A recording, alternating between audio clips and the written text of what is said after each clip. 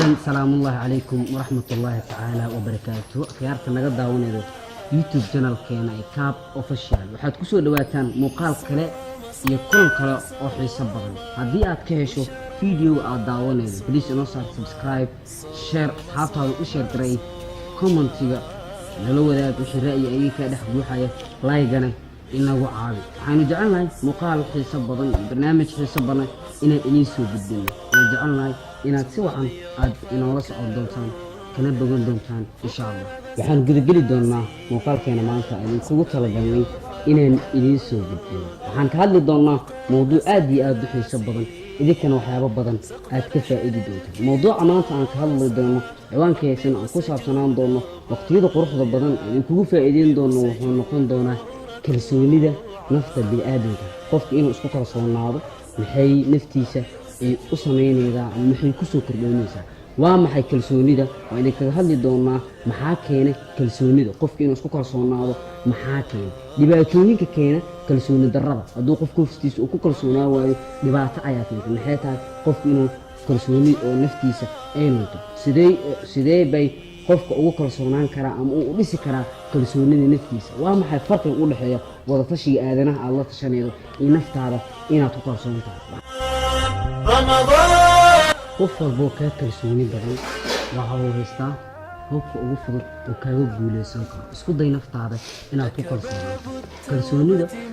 kalsoonida nafta ku kalsoonaa naftaada kana dhaadhici kalsoonida shay kaliya oo qofka horumariya inay tahay. ha noqon ruux loo beero kalsoonida, ee noqon ruux isaga gacmihiisa ku beerta kalsoonida.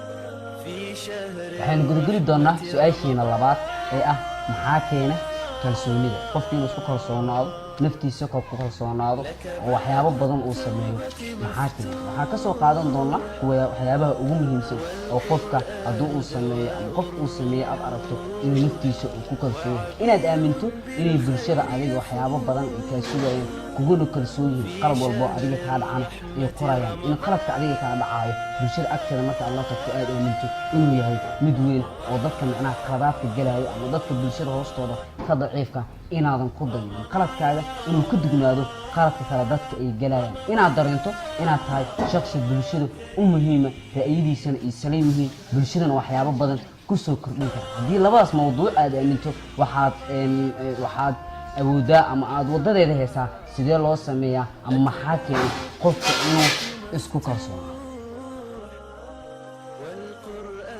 waxaan gudageli doonaa next question ama su-aasheena saddexaad oo ah maxaa keena ama dhibaatooyinka keena kalsooni darrada. dhibaatooyinka keena kalsooni darrada. haddii aad aragto qof asiga aan isku kalsoonayn, naftiisa ku kalsoonayn, kuma kalsoonaan karo naf kale inuu tiisa ku kalsoonaado maahan. adoo naftaada ku kalsoonayn awood uma lihid inaad naf kale ku kalsoonaato. marka maxaa keena dadka aad aragtaan boqolaal qof laga yaabaa inaad aragtaan maxaa keena koobo kala duwan haddana aad ku aragtaan maxaa keena qofka inuu kalsooni darro uu muujiyo naftiisa oo ku kalsoonaa waayo?